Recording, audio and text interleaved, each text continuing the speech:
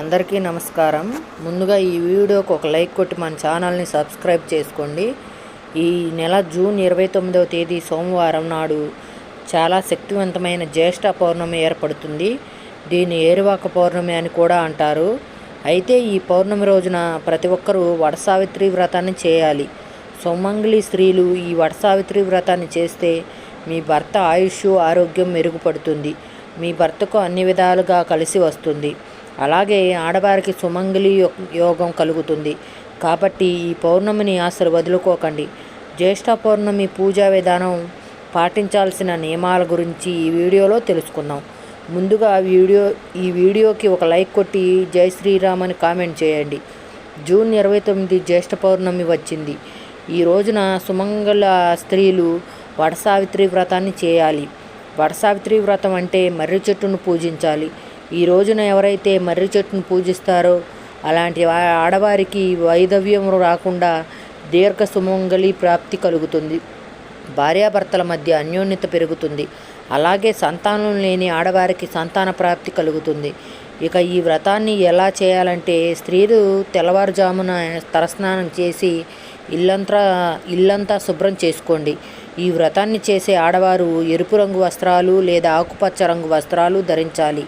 అలాగే కాళ్ళకు పసుపు రాసుకుని పాపిట్లో కుంకుమ బొట్టు పెట్టుకుని చేతుల నిండా మట్టి గాజులు ధరించాలి. అలాగే ఆడవారు ఖచ్చితంగా గోరింటాకు పెట్టుకోవాలి.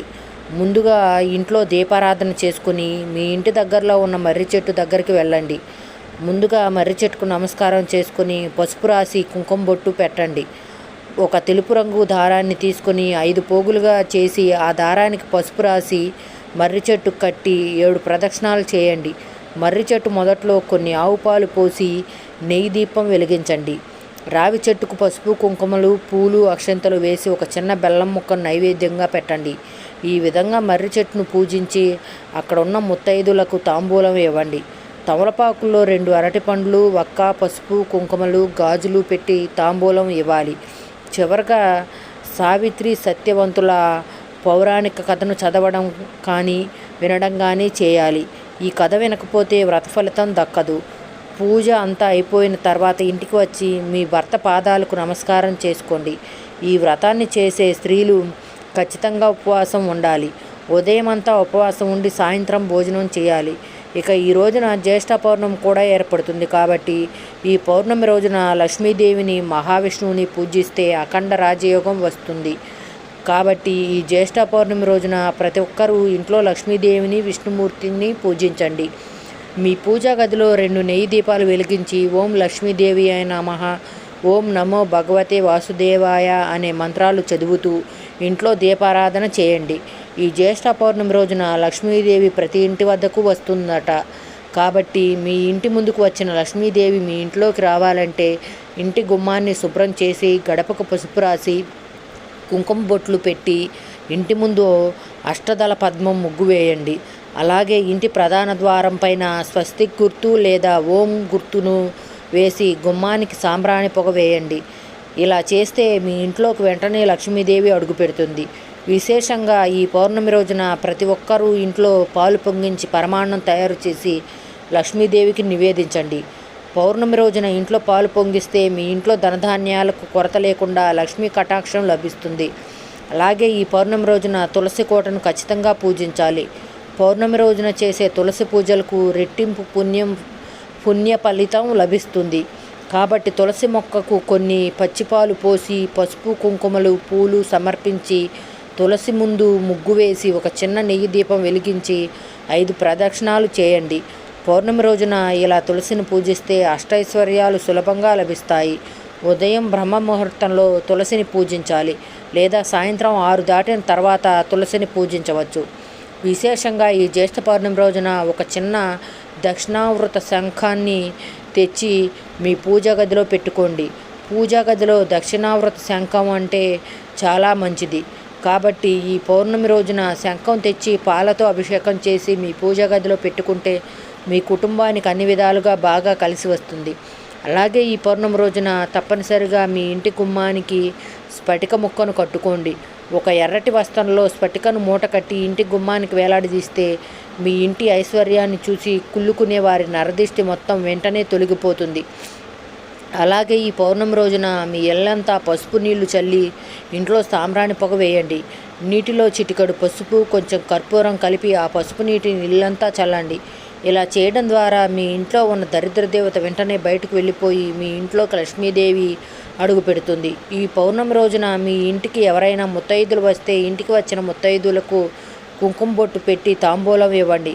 మన పురాణాల ప్రకారం సావిత్రీదేవి తన పాతిల్య మహిమతో మరణించిన తన భర్త సత్యవంతుని ప్రాణాలను యముడి నుండి తిరిగి సాధించుకున్న పవిత్రమైన రోజు ఇది. యముడు సత్యవంతుడి ప్రాణాలను తిరిగి ఇచ్చినప్పుడు అతని శరీరం ఒక మర్రి చెట్టు కింద ఉంటుంది. సావిత్రీదేవి ఆ మర్రి చెట్టుకు కృతజ్ఞతలు చెబుతూ పూజ చేసింది. అందుకే దీనికి వట సావిత్రి వ్రతం అని పేరు వచ్చింది. మర్రి చెట్టుకు ఉన్న శక్తి అంతా ఇంత కాదు. మర్రి చెట్టు వేళ్లలో బ్రహ్మకాండంలో విష్ణువు, కొమ్మలలో పరమశివుడు కొలువై ఉంటారని మన బ్రహ్మపురాణం చెబుతుంది.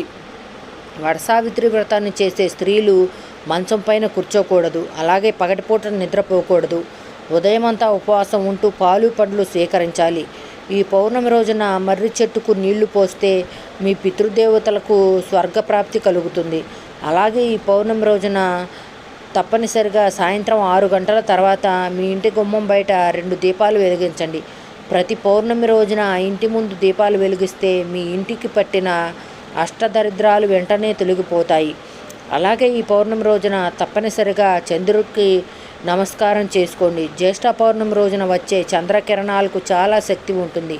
కాబట్టి చంద్రుడికి నమస్కారం చేసుకొని మీ మనసులో ఏదైనా కోరుకుంటే మీ కోరిక ఖచ్చితంగా నెరవేరుతుంది.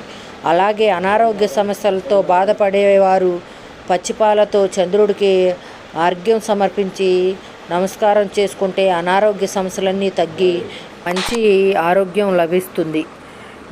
అలాగే మీ పూజ గదిలో ఉన్న లక్ష్మీదేవి పటానికి యాలకుల మాల వేసి నమస్కారం చేసుకోండి. ఒక దారానికి 7 యాలకులు గుచ్చి లక్ష్మీదేవి పటానికి వేస్తే మీ ఇంటిని వదిలి లక్ష్మీదేవి ఎప్పటికీ బయటకు వెళ్ళదు.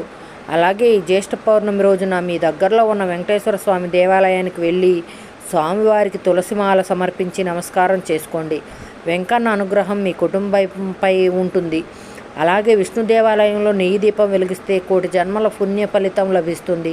అలాగే ఈ పౌర్ణమి రోజున తెల్ల జిల్లేడు మొక్క వేరును తెచ్చి ఆ వేర్లకు పసుపు రాసి మీ బీరువాలో పెట్టుకోండి.